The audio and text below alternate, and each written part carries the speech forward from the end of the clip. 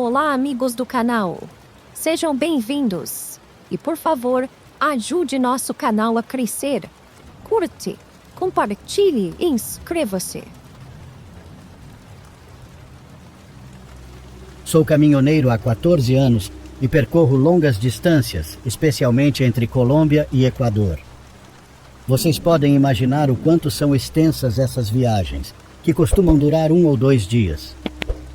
Hoje quero contar algo que me aconteceu há alguns meses enquanto transportava alimentos embalados do porto de Buenaventura, na Colômbia, até Quito, no Equador. Eram cerca de 10 ou 11 da noite quando saí de Buenaventura. Eu estava ouvindo música tranquilamente no rádio até chegar a uma área com muitas árvores. Lá, de repente, a música começou a desaparecer, dando lugar a uma estática chata. Decidi desligar o rádio e continuar a viagem, sem dar muita importância ao ocorrido. Mais adiante, tentei ligar novamente, mas não houve resposta. O aparelho não funcionava, mesmo sendo novo e comprado há apenas 1 mês. Por volta das 2 da manhã, já estava descendo em direção a Ipiales, perto da fronteira com o Equador. A rodovia estava deserta e só se ouvia o rugido incessante do freio de motor, já que a descida era longa e íngreme.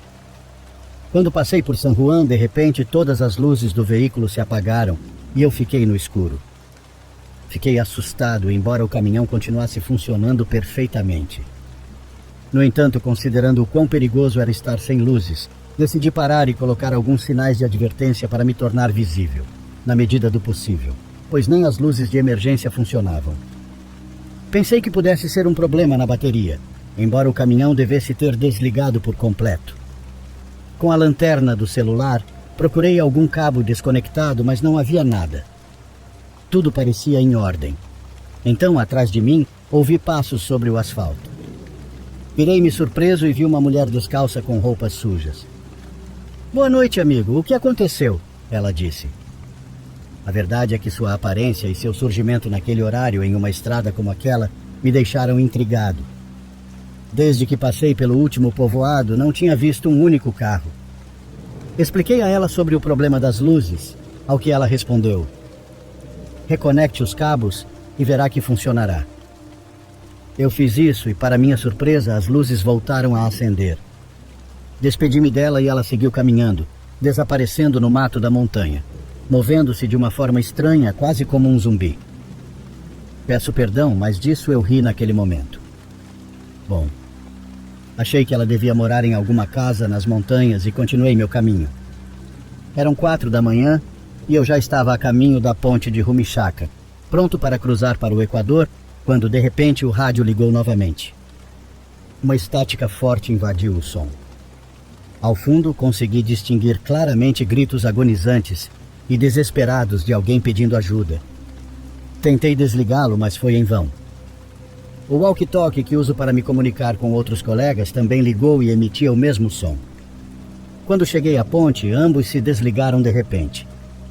Depois de passar por Tulcán, já no Equador, de forma impossível vi novamente a mesma senhora que havia me ajudado horas antes. Ela me olhou com a boca aberta, como um abismo, e os olhos completamente negros. Foi tudo que consegui ver antes de atropelá-la. Um grito semelhante ao do rádio inundou a área. Eu estava tão assustado que nem parei para ver. Meu objetivo era chegar ao meu destino o mais rápido possível. De verdade, agradeço a Deus por ter chegado são e salvo com os primeiros raios do sol. Naquela noite, tive um pesadelo em que a mesma senhora me perseguia com a boca aberta. A situação se repetiu durante vários dias. Ela aparecia em todos os meus sonhos, me atormentando. Foi então que percebi que havia algo estranho no meu caminhão. Notei isso porque sempre que eu dormia nele, sonhava com aquela mulher, o que não acontecia em outros lugares. Cansado da situação, decidi contar isso a um dos meus colegas, que então me disse: "Esse fantasma se apegou à sua mula", referindo-se ao caminhão. Ele falou sobre uma amiga sua que entendia de exorcismos. Logo a contatei. Ela veio à minha casa e fomos ao estacionamento onde eu deixava o caminhão. Ao entrar na área da cama, vimos marcas de mãos sujas, como se alguém tivesse tentado sair dali. A cena quase me fez vomitar de medo, mas a mulher, sem se abalar, Recitou algumas palavras estranhas e espalhou sal por todos os cantos do caminhão, enquanto também borrifava água benta.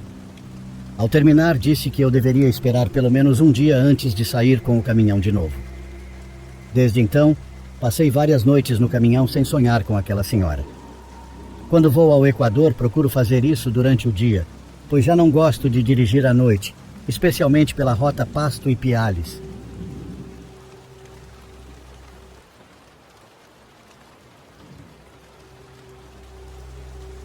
Quando ouvi histórias sobre coisas que aconteceram com algumas pessoas em relação a objetos que talvez tenham comprado de segunda mão ou que alguém lhes deu, rapidamente me veio à memória a vez que uma tia, que morava com minha avó, me deu um boneco. Esse era um daqueles bonecos que muitas meninas faziam de namorado de suas bonecas. Ela me deu um dia quando chegou em casa, contando animada que havia encontrado aquele boneco perto do lixo. Ela o lavou muitas vezes antes de me dar, para garantir que estivesse completamente limpo. Sério, ela fez de tudo. E quando me deu, eu fiquei animada. Eu o levava para todos os lugares onde estavam minhas bonecas. Só que logo comecei a notar que onde quer que eu o colocasse sentado, ele nunca ficava assim. Era fácil de posicionar sentado. Ele não tinha nenhum peso que o fizesse cair. Mas toda vez que eu olhava de novo, ele estava caído ou em uma posição completamente diferente da que eu sempre deixava. E era só ele. Ninguém mais mexia nas minhas bonecas. Era mais uma curiosidade. Sinceramente, nunca me deu medo, mas eu achava estranho. E enfim, passaram-se algumas semanas e aconteceu algo completamente inesperado e muito assustador para mim. Foi numa tarde em que eu estava prestes a deitar para tirar uma soneca. Meus pais estavam lá embaixo e, como sempre, eu tinha arrumado minhas bonecas em um móvel à vista da minha cama. Percebi que aquele boneco não estava lá. Levantei da cama para procurá-lo e foi quando ouvi passos correndo pelo corredor. Eram passos como de criança, e eu era a única da minha idade na casa da minha avó. Então me aproximei da porta do meu quarto, e antes de chegar, vi o boneco, completamente sozinho, correndo, sem ninguém o manipulando. Sei que isso é difícil de acreditar, e não os culpo se não acreditarem, mas eu lembro que naquele dia, gritei de tanto medo que meus pais subiram correndo. Contei o que vi e eles procuraram o boneco. Foram até o fundo onde eu disse que o vi indo, onde só havia um banheiro. Mas a partir daquele dia, nunca mais o vimos em lugar nenhum. Ele simplesmente desapareceu.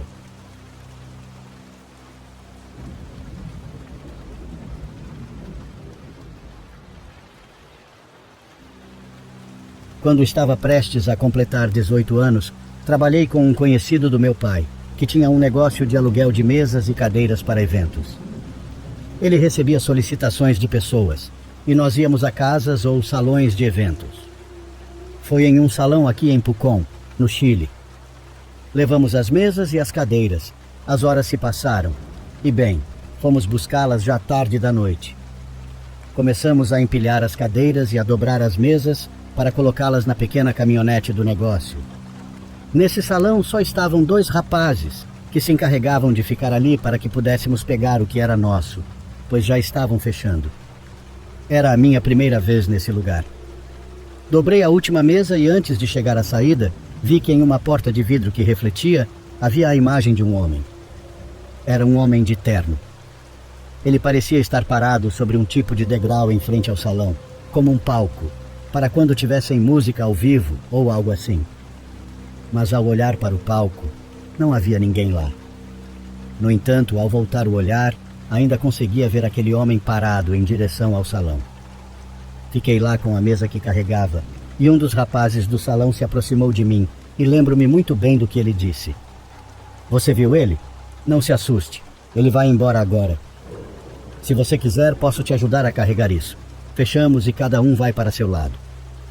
Aceitei a ajuda dele, mas não lhe disse nada sobre o que tinha visto. Sabia muito bem que ele estava falando daquele homem. Saímos.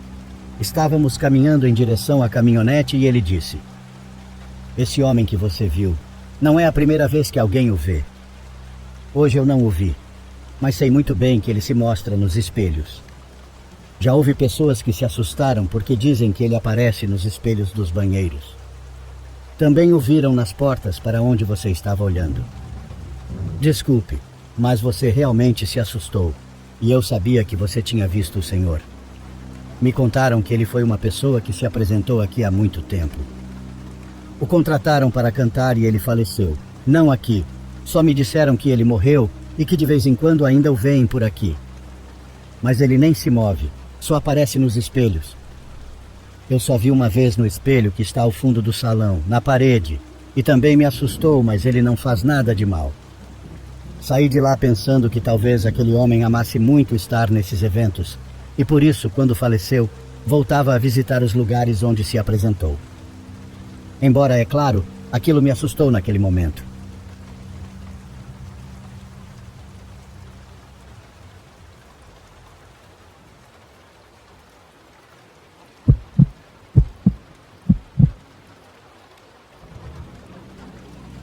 Esta é uma memória perturbadora da minha infância.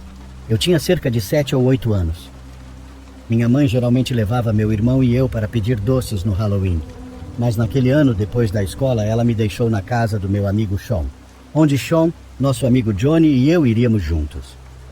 Johnny e Sean eram um ano mais velhos que eu. Nos conhecemos enquanto eu brincava com meu irmão no quarteirão.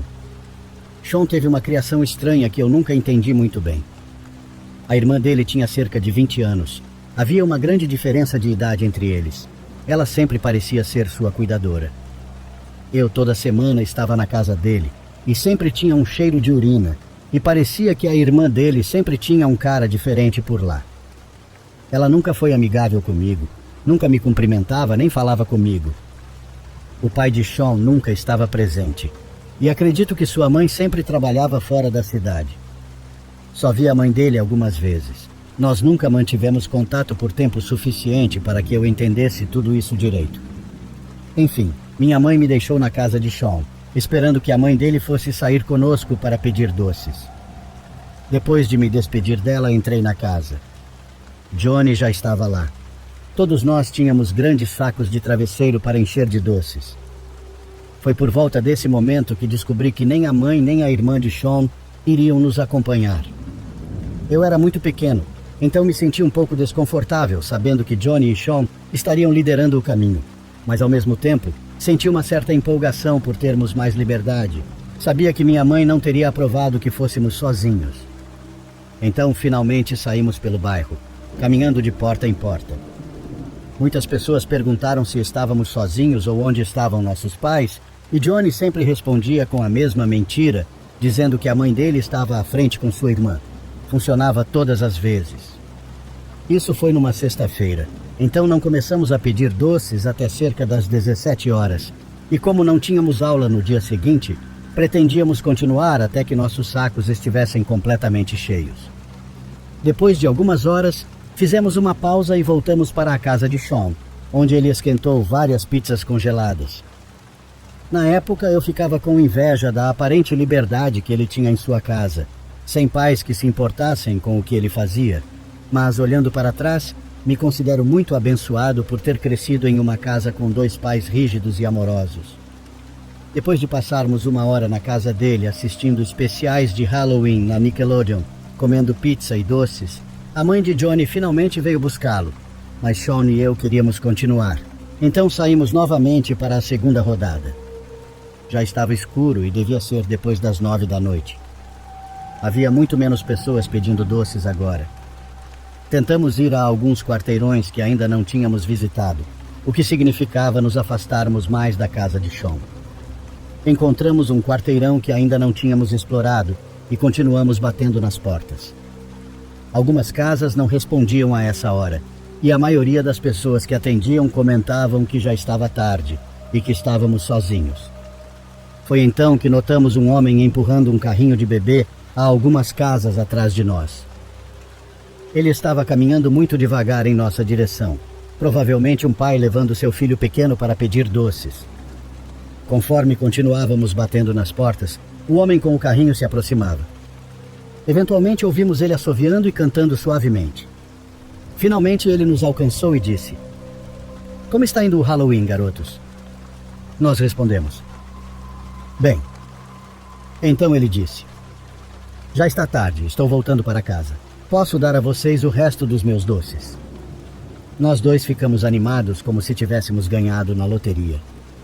Sean perguntou que tipo de doces, e ele disse que tinha vários sacos de coisas diferentes. Ele disse que não conseguiu dar muito porque queria levar a filha para passear e pedir doces. Ele tinha um saco pendurado em uma das alças do carrinho, que estava cheia de doces. O carrinho estava totalmente coberto por uma parte dobrável, então não podíamos ver a filha dele. Ele disse que ela estava dormindo e não queria acordá-la, mas apontou para frente e disse que sua casa era logo ali. Então o seguimos enquanto ele empurrava o carrinho. Ele estava andando um pouco mais rápido agora. Enquanto caminhávamos, percebi que praticamente não havia mais ninguém por ali, mesmo sendo uma noite de sexta-feira. Parecia uma parte mais tranquila do bairro. O homem conversava conosco enquanto caminhávamos, fazendo perguntas, como de qual parte do bairro éramos ou onde estudávamos. Coisas básicas. Sean respondia a maioria das perguntas. Mesmo ele sendo apenas um ano mais velho que eu, naquela idade eu sentia que ele deveria tomar a liderança. Em várias ocasiões, enquanto caminhávamos, o homem se inclinava para o carrinho e falava em um tom alto para sua filha, e depois virava para nós e sorria. Finalmente chegamos à casa dele. Ele nos conduziu pela entrada com o carrinho e destrancou a porta. Depois de abri-la, ele levou o carrinho com a filha para dentro primeiro e então nos convidou a entrar. Sean foi na frente, então eu o segui. Eu perguntei se podíamos deixar a porta aberta e o homem parou por um momento com uma cara estranha antes de dizer: "Claro." Ele disse que já voltava e que ia pegar os sacos de doces. Ele empurrou o carrinho para o meio da sala de estar a apenas uns 3 metros de onde estávamos. Eu cutuquei Sean porque estava me sentindo desconfortável. Sussurrei: "Por que ele deixou os doces tão longe?" Sean não respondeu. Em vez disso, ele foi até a sala e se aproximou do carrinho. Ele levantou a parte que estava cobrindo o bebê e pareceu ficar pálido igual um papel. Ele voltou correndo até mim, sussurrando: "Vamos embora." Ele saiu correndo e eu o segui, embora fosse mais difícil por causa dos sacos pesados. Eu ainda estava confuso sobre o que ele tinha visto, mas naquele momento ouvimos uma voz feminina gritar: "Com licença!" Era uma das vizinhas do homem. Ela veio correndo até nós e perguntou se conhecíamos aquele homem, e foi então que Sean contou tudo, dizendo: "Ele nos ofereceu os doces que sobraram, mas ele estava com um carrinho de bebê com um bebê de mentira." Lembro-me de sentir arrepios quando ele disse isso. A mulher disse: "Sim, aquele homem não tem filho. Eu vi vocês andando com ele." Ela nos levou para seu carro e nos levou para casa. Eu sei. Entrar no carro de outra pessoa estranha depois daquilo foi uma escolha errada. A mulher foi até a porta da minha casa para falar com minha mãe sobre o que havíamos contado. Minha mãe ficou muito brava. Depois que contei todos os detalhes da noite, ela me mandou para o meu quarto enquanto meus pais chamavam a polícia para relatar o homem. Meus pais nunca me disseram o que aconteceu depois disso. Acredito que eles queriam me proteger de mais exposição àquela situação. Minha mãe não queria mais que eu fosse à casa de Sean, e sei que ela teve muito a dizer à mãe dele. Ainda vi Sean na escola algumas vezes, e mantivemos uma relação cordial, mas nossa amizade nunca mais foi a mesma depois daquela noite. Nunca mais foi a mesma depois da noite em que só Deus sabe o que aconteceria conosco se continuássemos lá.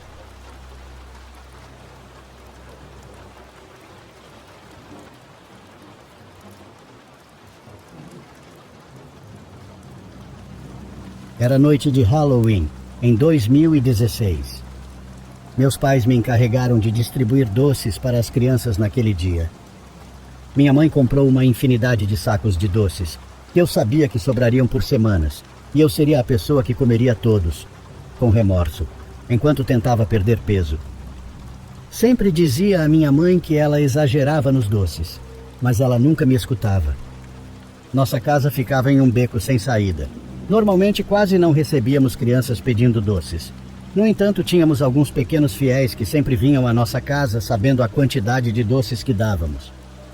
O Halloween caiu numa segunda-feira naquele ano. Eu estava na faculdade e, convenientemente, tinha folga às segundas e quartas nesse semestre, Então, na primeira metade do dia, fui à academia e depois trabalhei nas minhas tarefas da faculdade. Por volta das 16 horas, comecei a ouvir o som das crianças lá fora, indicando que as visitas estavam começando. A primeira vez que a campainha tocou, acho que foi entre as 16 ou 17 horas.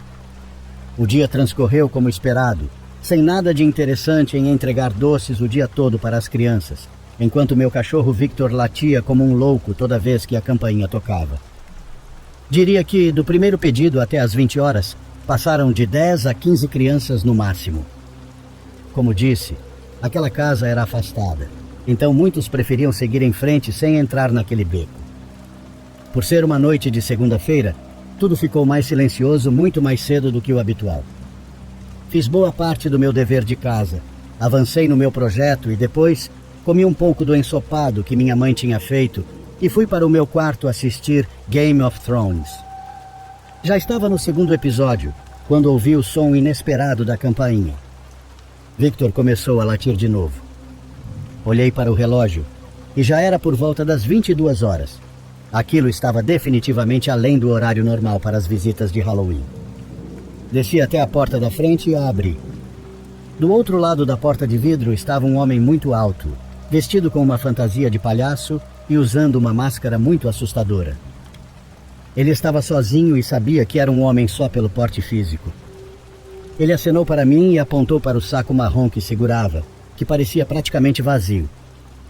Eu não abri a porta de vidro. Apenas disse por ela: "Desculpe, não temos mais doces", e bati a porta com força. A tranquei imediatamente. Me arrependi de abrir a porta.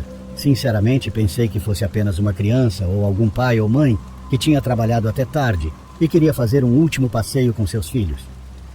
Quem eu acabei de ver na entrada definitivamente não era uma criança. Na verdade, nem parecia um adolescente. Aquele homem era enorme e a fantasia de palhaço o fazia parecer ainda maior. Felizmente não peguei o saco de doces antes de abrir a porta, então ele não podia saber que eu estava mentindo. Fiquei por ali um pouco para ouvir e ver se ele iria embora, mas além de não ouvir seus passos, ele tocou a campainha de novo. Victor mais uma vez ficou descontrolado. Victor é um Rat Terrier e seu latido não é nada intimidador, além de que ele nunca defenderia a casa de um intruso. Peguei ele no colo e o levei para o andar de cima depois de apagar as luzes do andar de baixo. Essa foi a minha tentativa de fazer com que ele entendesse que eu não abriria a porta de novo naquela noite. Coloquei Victor no meu quarto e fechei a porta para que ele não continuasse a latir. Fiquei parada no topo da escada, escutando, e então ouvi pela porta da frente o som da porta de vidro sendo forçada, como se tivesse havido um estalo alto, indicando que o trinco poderia ter sido quebrado. Depois ouvi batidas na porta da frente e o som da maçaneta sendo mexida. Nesse ponto, decidi me esconder no meu quarto. Estava extremamente nervosa. Mandei mensagens no grupo da família sobre o que estava acontecendo. Ninguém respondeu e eu imaginei que, quem quer que fosse, acabaria desistindo. Eu teria mandado mensagem para todos os meus amigos perguntando se era algum deles, mas todos eles eram baixos. Aquele homem tinha mais de 2 metros. Voltei ao episódio que estava assistindo, tentando fingir que ele não estava lá. No entanto, a campainha tocou novamente. Aquilo era um pesadelo. Continuei dizendo para o Victor ficar quieto. Minhas cortinas estavam fechadas também. Não queria que aquele palhaço soubesse em que quarto eu estava. Tentei ligar para o meu pai, mas ele não atendeu. Liguei para o meu irmão, que atendeu dizendo que não estava sozinho, o que significava que ele estava com uma garota. Eu disse para ele olhar minhas mensagens, que tinha um cara vestido de palhaço na porta e ele não ia embora. Meu irmão disse que era uma brincadeira de Halloween e que eu deveria ignorar. Ele parecia estar com pressa para desligar, então desliguei. Eu esperava que ele estivesse certo. Honestamente, fazia mais sentido ser uma pegadinha. Então, depois de mais alguns minutos sentada na beirada da cama, tremendo, a campainha não tocou mais. Finalmente me senti segura para relaxar novamente e me deitar. Comecei a adormecer devagar, então desliguei a TV para ficar em completo silêncio. E logo depois adormeci. Acho que nem tive tempo de entrar no sono profundo quando acordei com Victor rosnando e latindo baixinho, como ele fazia quando esperava a aprovação de alguém da família. Mandei ele ficar quieto e ele parou. Olhei para ver o que ele estava observando. Ele olhava para a janela. Eu escutei. Havia um som vindo de fora, um leve som de batidas e quase jurava ouvir o som de algo esfregando no vidro. Meu quarto ficava no segundo andar da casa, então não era possível que alguém estivesse lá fora, mas fiquei curiosa sobre o que poderia ser. Me levantei e abri a persiana, e meu Deus, como eu estava errada. Aquele homem vestido de palhaço estava na minha janela. Tudo o que eu conseguia ver era aquela máscara horrível do outro lado do vidro. Ele inclinou a cabeça enquanto olhava para mim e eu comecei a gritar desesperadamente. Victor nem latia, pelo que eu me lembro. Ou talvez eu tenha bloqueado tudo. Corri com o celular para o quarto dos meus pais, onde tranquei a porta e finalmente liguei para a polícia. Eu estava tão assustada que nem conseguia chorar. Meu corpo todo tremia e minha voz estava trêmula enquanto eu falava com a atendente. Acho que pedia a cada 20 segundos para os policiais se apressarem. Ela me dizia a mesma coisa toda vez, que eles estavam vindo o mais rápido possível. A polícia chegou à casa em cerca de 20 minutos. Eles examinaram o exterior da casa para procurar por possíveis tentativas de entrada. Tudo o que encontraram foi o trinco da porta de vidro quebrado, como eu havia imaginado, e encostada ao lado da casa, perto da minha janela, estava a escada do meu pai. Aquele homem havia entrado no galpão de ferramentas do lado de fora e pegado o martelo e a escada do meu pai para usá-la e chegar até a minha janela. Para evitar que as coisas fossem além, fui dormir na casa do meu amigo Adam. Até hoje não sei se foi apenas uma brincadeira doentia de Halloween ou se estava prestes a acontecer um crime terrível com o macabro detalhe de ser na noite de Halloween.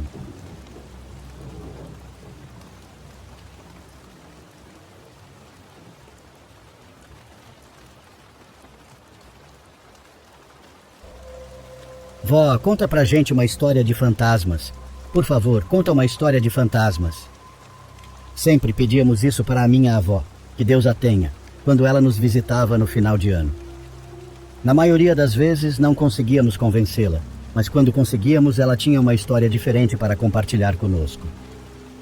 Experiências, ela dizia, que aconteceram ao longo da sua vida lá na sua terrinha.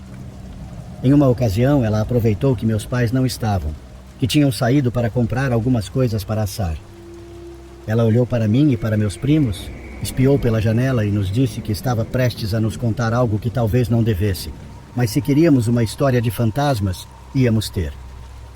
Vocês sabem por que nunca passamos o final de ano na minha casa? Seus pais já contaram isso para vocês? Respondemos que não. Então eu vou contar, ela disse. Tudo se deve à minha mãe. Ainda bem que vocês não a conheceram, porque ela era muito má. Ela nos batia muito, nos maltratava, nos tratava de forma desumana, e além disso, quando estávamos crescendo e ela já não podia nos bater, sua forma de maltrato mudava. Ela não queria que ninguém de nós, meus irmãos e eu, saíssemos da fazenda. Cada vez que alguém finalmente ia embora para buscar uma vida melhor, ela fazia questão de dizer que essa pessoa estava morta para ela, sempre tentando nos fazer sentir culpados por deixá-la à própria sorte, como ela dizia. E não só isso, ela os amaldiçoava, literalmente. Segundo ela, fazia trabalhos de feitiçaria para que tivéssemos que voltar, para que nunca estivéssemos bem longe dela. Ela dizia que era bruxa, mas nenhum dos meus irmãos nunca voltou. Às vezes eu pensava que ela fazia isso talvez para me assustar, eu que era a última que restava, a única filha que ficou para cuidar dela. Pobre de você se um dia disser que vai me abandonar também, pois eu nunca vou te deixar. Se você me deixar para morrer, vou puxar suas pernas onde quer que você esteja. Você está ouvindo? Ela me dizia. Minha avó fez uma pausa para preparar um café, quase como se estivesse ganhando coragem para nos contar o restante da história. Ela nos fez prometer que não contaríamos aos meus pais até que fôssemos adultos. Todos nós prometemos e ela continuou. Enfim, meus amores, eu saí da fazenda quando conheci o seu avô, e minha mãe nunca me perdoou. Eu quase podia vê-la também fazendo aqueles feitiços e poções, tentando que me alcançassem em algum momento. Ela nunca mais falou comigo até que estava muito doente, quase 25 anos depois. Eu, como meus irmãos, sempre mandávamos dinheiro, sempre cuidávamos dela, mas ela nunca quis nos atender nem ao telefone. Depois de um tempo, paramos de ligar. Só me ligou alguém, uma vizinha, lá pelo dia 23 de dezembro, e me disse que minha mãe ia morrer no Natal, que eu fosse rápido para vê-la. Eu já tinha visto minha mãe inventar coisas, tentar fazer com que meus irmãos voltassem assim, e isso somado ao fato de que me disseram com tanta certeza quando ela ia morrer, me fez pensar que a única coisa que ela queria era que eu não passasse aquele Natal aqui em casa. E além disso, sua mãe tinha acabado de dar à luz a você, então era o primeiro Natal que eu ia passar com um neto. Não pude ir para lá, tinha que ficar aqui e ser avó. E bem, sinto que também não havia muito por que voltar. Vocês são pequenos e talvez pensem que nós, os mais velhos, já não somos afetados pelas feridas do passado, mas voltar àquele lugar era como reviver a infância horrível que tivemos. Então eu disse naquela ligação que não voltaria. E então, no dia 26, me ligaram de novo. Uma vizinha que eu não conhecia. Quase me fazendo se sentir culpada, ela disse que minha mãe tinha falecido no Natal, que eu tinha que ir assinar algumas coisas e resolver os assuntos dela. Avisei aos meus irmãos, mas ninguém quis ir comigo, então fui sozinha. Por mais que minha mãe não merecesse, eu não queria deixar nada pendente, então fui para poder enterrá-la e cumprir suas últimas vontades, o que fosse necessário. Mas quando cheguei lá, já a haviam enterrado, tudo já estava resolvido. Só se aproximou aquela mulher. Me disse que era ela quem tinha me ligado e me disse que, na verdade, a última vontade da minha mãe era que eu voltasse e que me entregassem uma nota e um pedaço de papel. Me espere, eu vou te visitar em todos os natais. Era só isso que dizia. Minha avó fez outra pausa, olhou para uma foto nossa na estante. Se aproximou de nós e disse em voz baixa. E ela cumpriu a promessa. Em todos os natais ela aparece de alguma forma na minha casa. Por isso sempre saímos, para que ela não me encontre. Naquele momento imaginamos ouvir algo lá fora, mas eram meus pais que chegavam prontos para o jantar. Meus primos e eu quase nos arrependemos de ter pedido à minha avó para contar uma história de fantasmas, porque não estávamos preparados para aquela. Com o tempo, fomos lembrando de todas essas histórias com terror e com muito carinho. Quando minha avó faleceu, continuamos compartilhando com os outros aquelas histórias de fantasmas que ela nos contou, mas curiosamente essa nós nunca contamos. Quase a apagamos da nossa memória, apesar de que, a cada Natal, minha tia Silvana, que agora morava na casa da minha avó, também saía de lá. Sem perceber, ninguém ficava naquela casa no Natal, como se seguisse aquela estranha tradição, aquela estranha crença da avó. No Natal de 2021, nos reunimos depois de um ano sem poder fazer isso. Fizemos na casa dos meus pais porque eles têm o quintal mais amplo. Em certo momento me mandaram para a casa da minha tia Silvana buscar um botijão de gás que estava lá. Juro que fui muito tranquilo, sem lembrar de nada. Cheguei na casa, procurei o botijão e encontrei. Coloquei na entrada para sair, mas por alguma brincadeira do destino, me deu muita vontade de ir ao banheiro. Tudo estava apagado, não se ouvia nada, apenas o vento, e ao sair do banheiro, de repente, como se aquele relato tivesse sido ativado na minha memória, aquela história voltou para mim. Ao mesmo tempo, a tosse de uma mulher pareceu vir lá do quintal. Ouvi de novo. Não havia como aquele som vir de uma casa vizinha. Não havia como. Respirei fundo por um momento. Já tinha 19 anos, essas histórias já não deveriam mais me dar medo.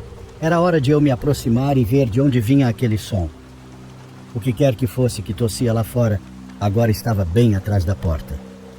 A lâmpada sobre a porta dos fundos iluminava uma janela ao lado. E naquela noite vi claramente a sombra de uma mulher. Acho que com o cabelo solto, bem comprido. É só o que consegui interpretar naquele escuro. Aquela noite eu contei para todos o que vi. E naquela noite eles compartilharam comigo a história que eu já conhecia. Disseram que a mãe dela continuava vindo procurar nossa avó. Alguns na família acreditam, outros não. Alguns dizem que já a viram, outros, como eu, tivemos algum tipo de encontro, mas ninguém na família fica naquela casa no Natal.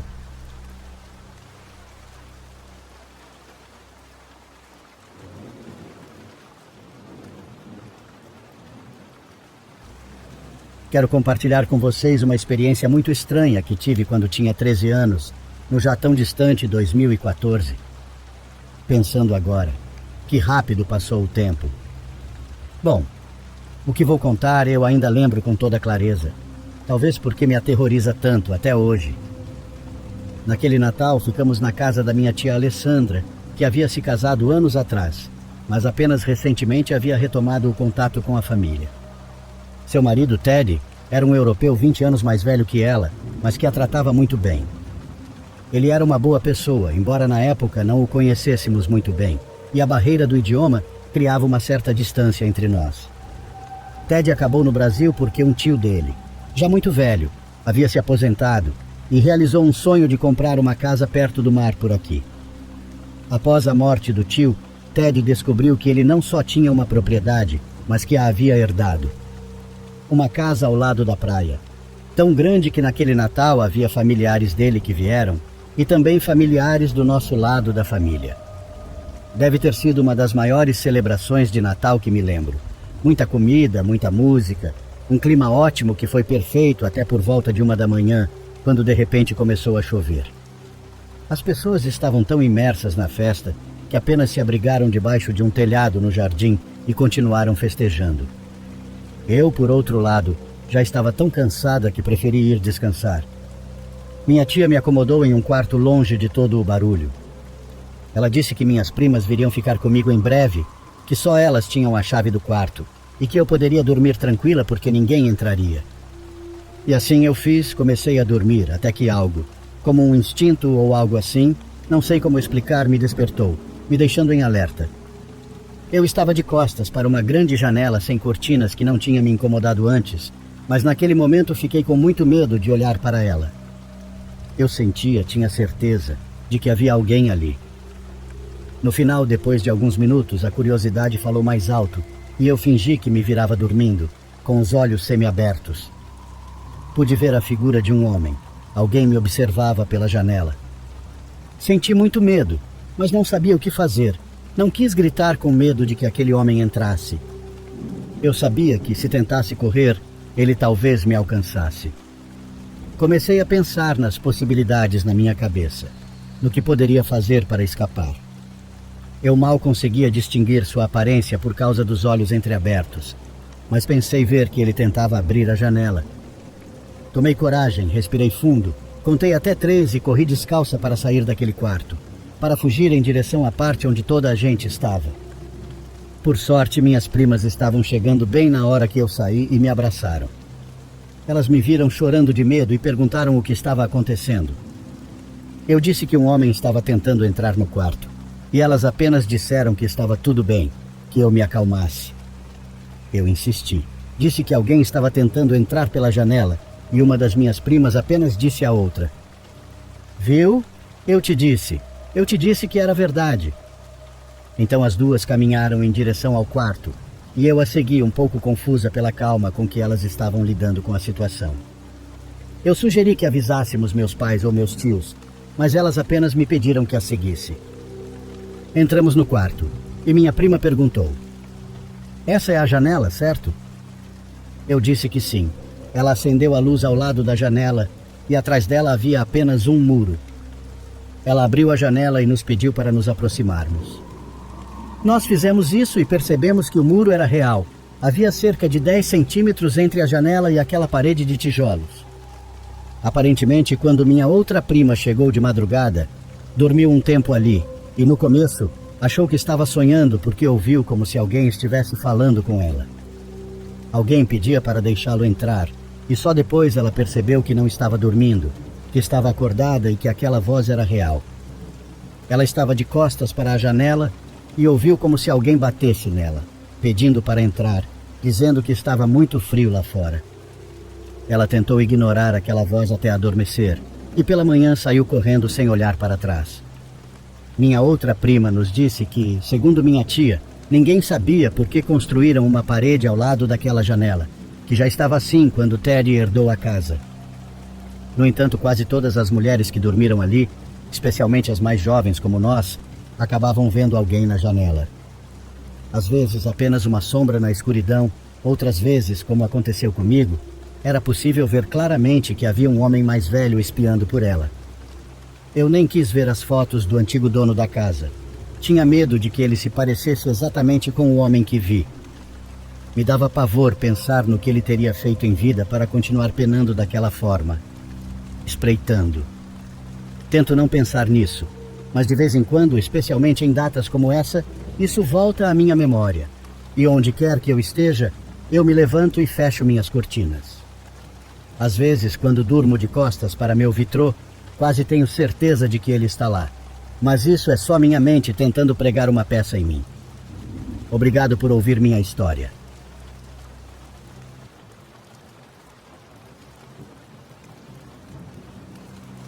Meu nome é Júlio e já faz 10 anos que vivo nos Estados Unidos.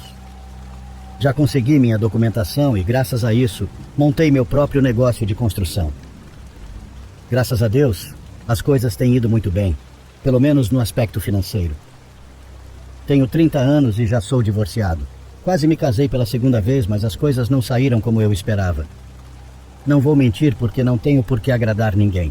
Passo 3 horas na academia todos os dias e gosto muito de me cuidar. Compro boas roupas e tento parecer atraente para as mulheres. Sou exigente com meus gostos, mas quando encontro uma mulher que atenda minhas expectativas, podem acreditar que sou totalmente fiel, leal e carinhoso. Foi assim que conheci Nica, uma venezuelana muito bonita, com muitos seguidores no Instagram. Nos conhecemos em uma festa e nossa atração foi imediata. Saímos algumas vezes em um clima de conhecer um ao outro e a paixão tomou conta. Eu sabia que ela era a mulher perfeita e ideal para mim. Tivemos 6 meses maravilhosos até que finalmente fui morar no apartamento dela. A partir daí, o relacionamento se tornou um verdadeiro inferno, principalmente porque naquele momento meus papéis de divórcio ainda não tinham chegado. Bom, quanto mais me aproximava de Nica, mais eu descobria coisas que não me agradavam. Ela era muito possessiva e ciumenta. Quando não estávamos juntos, eu tinha que dizer a ela, hora por hora, o que fiz e com quem estive para que ela pudesse verificar. Ela não gostava que eu falasse ao telefone com minha família e muito menos que eu tivesse contato com minha ex-esposa. Vale esclarecer que não terminei mal com minha ex e nós dois compramos um cachorro que ficou com ela. Eu ia visitá-lo nos fins de semana porque aquele Beagle mudou nossas vidas. Nica, porém, entrava em uma crise de ciúmes que, em alguns momentos, eu cheguei a pensar que ela poderia me machucar durante a noite. No final, acabei me distanciando de todas as pessoas que eu amava para ficar bem com ela. Infelizmente, isso não foi suficiente. Nica tinha uma paranoia sobre infidelidade e me controlava completamente. Parei de usar o Facebook porque eu tinha mais mulheres do que homens adicionados nessa rede social. Ela me pediu todas as senhas, ao que eu me neguei. No início, ela fez um verdadeiro drama, mas como não cedi, ela acabou se resignando. Sei que tudo isso soa muito doentio, mas naquele momento eu não enxergava dessa forma. Eu estava completamente apaixonado por ela. Como mencionei, Nica tinha muitos seguidores no Instagram que a elogiavam por sua beleza, seu rosto e sua figura. Para mim, foi um verdadeiro desafio não ficar com ciúmes, mas eu não queria causar problemas. O ruim é que Nica interpretou isso como falta de interesse da minha parte. Nas brigas, ela me acusava de não sentir ciúmes e de não me importar se outros homens olhassem para ela. Chegou um momento em que eu não aguentava mais, mas ainda estava lá por amor. Em uma ocasião, enquanto ela estava ocupada preparando algo para o jantar, me pediu para atender uma ligação de sua mãe. Para isso me deu a senha do celular e eu a memorizei. Dizem que a curiosidade matou o gato, e posso garantir que esse ditado é muito verdadeiro. Em uma tarde, enquanto ela tomava banho, aproveitei para olhar o celular dela. A primeira coisa que verifiquei foi o Instagram, e fiquei muito decepcionado ao descobrir que vários homens lhe faziam comentários sexuais, aos quais ela respondia com emojis ou corações. Com o tempo, percebi que foi nesse momento que ela me perdeu. Enquanto eu olhava o celular, chegou uma mensagem de uma mulher que marcava um horário. Quando voltei à conversa, descobri que era uma mulher que lia cartas e aparentemente trabalhava com bruxaria em vários níveis. Essa mulher havia feito um endulzamento, feitiço de amor em mim. Nika disse que estava com medo porque meus papéis de divórcio não chegavam e ela pensava que eu estava atrasando o processo porque ainda queria minha ex. A bruxa confirmou as dúvidas dela, dizendo que minha ex e eu ainda tínhamos um laço amoroso que não havia sido completamente rompido. Nika queria reforçar o trabalho de bruxaria e a mulher estava dando os horários disponíveis. Deixei o telefone onde Nika o havia deixado carregando e esperei que ela não percebesse que eu o havia verificado. Felizmente, ela não percebeu. Mais do que a bruxaria, o que mais me machucou foi o fato de que ela não confiava nas minhas palavras e não valorizava tudo o que eu fiz para estarmos bem, desde me distanciar da minha família até cortar amizades de anos. Os meses seguintes foram muito problemáticos, provavelmente os mais difíceis de todo o relacionamento. Pouco a pouco deixei de me importar em demonstrar meu carinho com pequenos gestos. Isso era algo que Nika não suportava. Ela me acusava de não lhe dar flores ou de não falar mais sobre um futuro juntos, ter filhos e comprar uma casa. Outra coisa que a incomodou muito foi que eu retirei meu apoio financeiro. Nika estava, e acredito que ainda esteja, muito endividada com seus cartões de crédito. Como minha situação financeira permitia, eu a ajudava, mas depois decidi deixá-la lidar com suas próprias dívidas. Certa tarde, depois de um dia cansativo de trabalho, Nika me esperava muito séria na sala. Acho que eu já imaginava o que aconteceria a seguir, mas decidi me aproximar dela com uma atitude carinhosa. Perguntei: "O que está acontecendo, amor? O que te deixou de mau humor?" Ela começou a reclamar das mesmas coisas de sempre. Falou sobre os papéis do divórcio e disse que não sentia mais meu amor por ela e que lá fora havia milhares de homens que se sentiriam sortudos em tê-la. Essa foi a gota d'água. Eu não estava mais disposto a suportar suas birras. Disse a ela que ela era muito insegura e precisava de terapia, e que enquanto ela trabalhava em seus problemas, eu trabalharia nos meus. Disse que enquanto ela não mudasse de atitude, eu iria embora da casa e da vida dela. Peguei a maioria das minhas coisas e voltei para meu antigo apartamento. Passaram-se 3 semanas sem qualquer contato. Não vou mentir, eu sentia muita falta dela. Lembro-me de um domingo, quando estava de folga do trabalho, e mandei uma mensagem perguntando como ela estava e como se sentia.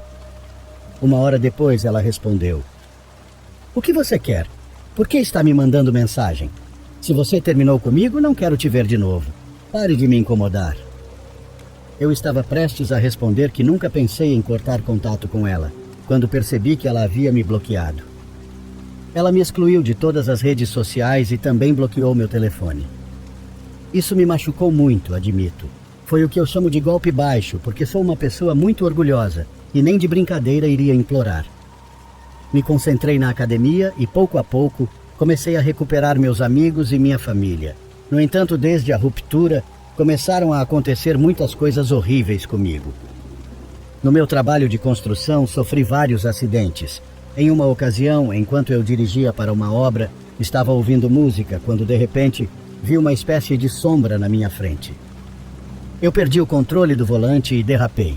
No hospital, me disseram que eu estava bem e que tive muita sorte de não sofrer danos maiores. Pouco tempo depois, um dos meus funcionários escorregou do 3º andar e morreu instantaneamente. A família dele me culpou por não garantir mais segurança para os trabalhadores. Tive que pagar uma grande quantia de dinheiro como indenização para evitar que o caso fosse levado mais longe. Dentro de mim, eu estava vivendo uma das fases mais difíceis da minha vida e sentia que algo ia acontecer. Eu teria ficado com essa ideia se não fosse por uma tarde, quando minha madrinha me escreveu perguntando se tudo estava bem comigo. Quando perguntei por quê, ela me disse que tinha feito uma leitura de cartas e parecia que eu estava sendo vítima de um trabalho muito forte por parte de uma mulher. Perguntei como ela sabia que era comigo, e ela respondeu que essas coisas são complicadas de explicar, mas que ela havia visto meu rosto na leitura. Fiquei muito surpreso, mas aproveitei para contar tudo a ela. Minha madrinha me ajudou a abrir os olhos e perceber a gravidade da situação.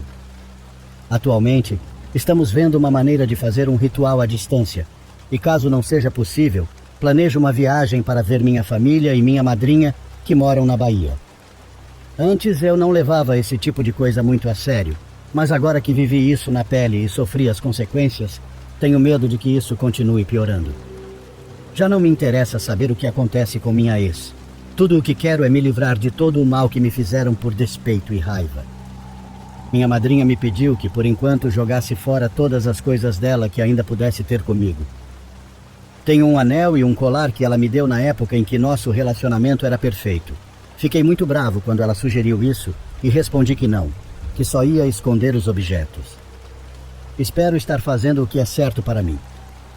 Enfim, essa é a minha história. E assim que fizer o ritual, não hesitarei em contar como foi. Se funcionou ou não.